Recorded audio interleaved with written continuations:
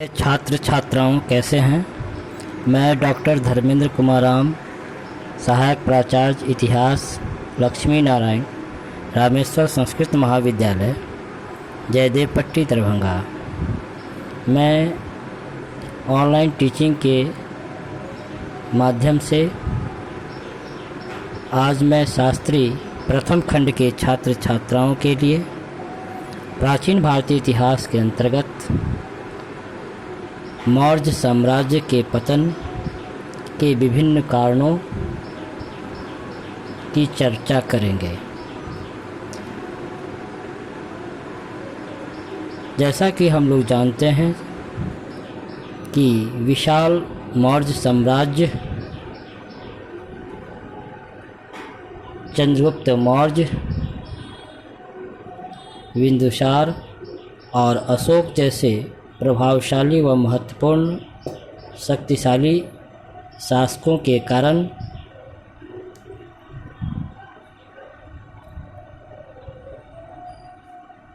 सुदृढ़ रहा, लेकिन अशोक की मृत्यु के पश्चात ही मौर्य साम्राज्य का प्रभुत्व कमज़ोर पड़ने लगा और 185 ईसा पूर्व के आते आते बृहदत्त के शासनकाल में यह समाप्त हो गया। कुछ इतिहासकार मौर्य साम्राज्य के पतन के लिए अशोक की नीतियों को जिम्मेवार ठहराते हैं, जबकि कुछ इतिहासकार मौर्य साम्राज्य के पतन में मौर्य साम्राज्य का विभाजन, उसके अयोग्य उत्तराधिकारी का होना, आर्थिक समस्या, स्थानीय राजनीति का विकास और विकेंद्रीकरण की प्रवृत्ति या सोच जैसे प्रमुख कारकों को मुख्य रूप से जिम्मेवार मानते हैं।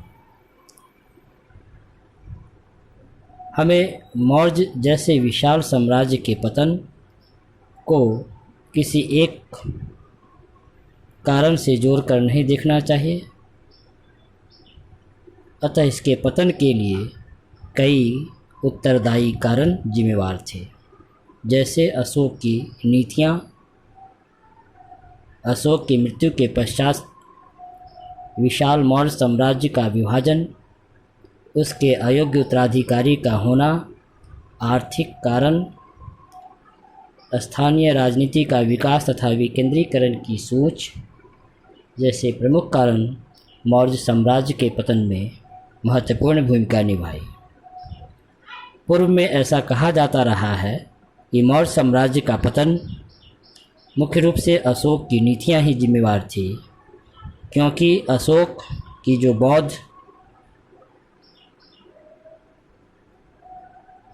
जो धम्म नीति थी वह बौद्ध समर्थक नीति के कारण न तो उसे ब्राह्मणों में विद्रोह उत्पन्न करने के लिए और न ही बौद्ध समर्थक के रूप में उसे ठहराया गया। लेकिन हमें यहाँ स्पष्ट रूप से समझ लेना चाहिए कि अशोक की धम्मनीति न तो विशिष्ट रूप से बौद्ध समर्थक थी और न भी ब्राह्मण विरोधी। उसके धम्मनीति को कोई भी स्वीकार या अस्वीकार कर सकता था। साथ ही यह भी कहा जाता रहा है कि अशोक की अहिंसा की नीति के कारण मौर्य सेना कमज़ोर होती गई, जिसके फलस्वरूप बाहरी शक्तियों या वह शक्तियों को लाभ पहुंचा और उसने भारत पर आक्रमण करने में आसानी हुई। लेकिन यहाँ भी हमें यह ध्यान रखना चाहिए कि अशोक की अहिंसा की नीति ऐसी कोई गैर व्यावहारिक नहीं थी कि मौर्य सेना को कमज़ोर बना दिया, और न ही उसकी राज्य विज्ञप्तियों से यह स्पष्ट होता है कि अशोक ने सेना को कभी भंग कर दिया होगा। अतः यह निश्चित रूप से कहा जा सकता है कि मौर्य साम्राज्य के पतन के लिए अशोक की नीतियों से कहीं ज़्यादा दूसरे अन्य कारण उत्तरदायी थे। अशोक के उत्तराधिकारियों के संबंध में पुराणों, अवदान, जैन ग्रंथों तथा कलहन की राजतरंगिणी से हमें जानकारी प्राप्त होती है। इससे हमें यह पता चलता है कि अशोक की मृत्यु के पश्चात मौर्य साम्राज्य का विभाजन उसके जीवित पुत्रों के बीच कर दिया गया था। इस प्रकार साम्राज्य के विभाजन होने और जल्दी जल्दी शासकों के बदलने के कारण मौर्य प्रशासन पर साम्राज्यवादी नियंत्रण कमज़ोर पड़ने लगा, जो मौर्य साम्राज्य के पतन का रास्ता आसान कर दिया। मौर्य साम्राज्य के पतन का सबसे बड़ा कारण अशोक के उत्तराधिकारियों का अयोग्य और कमज़ोर होना था। मौर्य जैसे केंद्रीकृत निरंकुश शासन प्रणाली में शासकों का योग्य होना बेहद अनिवार्य तत्व माना जाता था, लेकिन हम देखते हैं कि चंद्रगुप्त मौर्य, बिंदुसार तथा अशोक के जैसे योग्य शासक के पश्चात उत्तरवर्ती मौर्य शासक इतने बड़े भूभाग पर अपना साम्राज्यवादी प्रभुत्व स्थापित करने में अयोग्य साबित हुए। साथ ही अशोक के जितने भी उत्तराधिकारी या अशोक के पश्चात जो भी उत्तराधिकारी हुए वे निर्बल और अयोग्य थे। इसका सबसे बड़ा प्रमाण हमें तब मिलता है जब अंतिम मौर्य शासक बृहदत्त का उसके सेनापति पुष्यमित्र शुंग ने ही सेना के समक्ष ही उसकी हत्या किया था।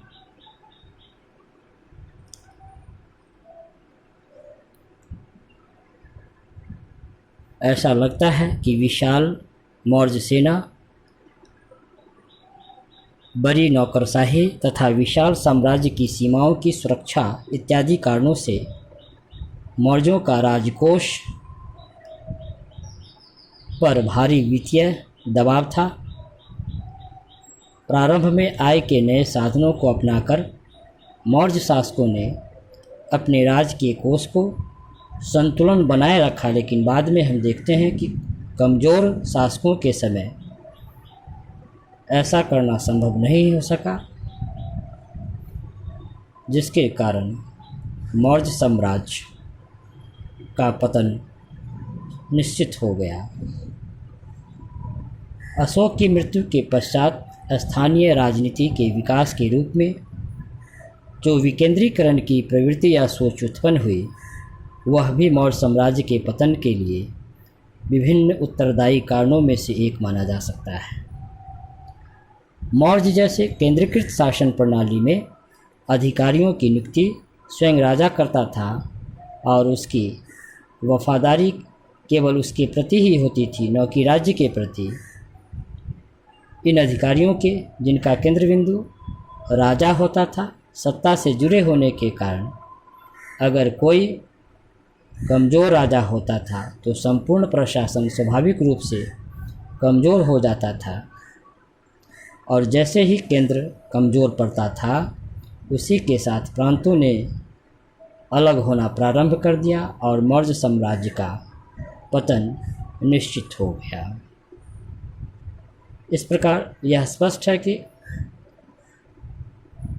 किस प्रकार अशोक के बाद मौर्य साम्राज्य के बंटवारे, जल्दी जल्दी शासकों के बदलाव ने मौर्य साम्राज्य के आधार को कमज़ोर किया। धन्यवाद।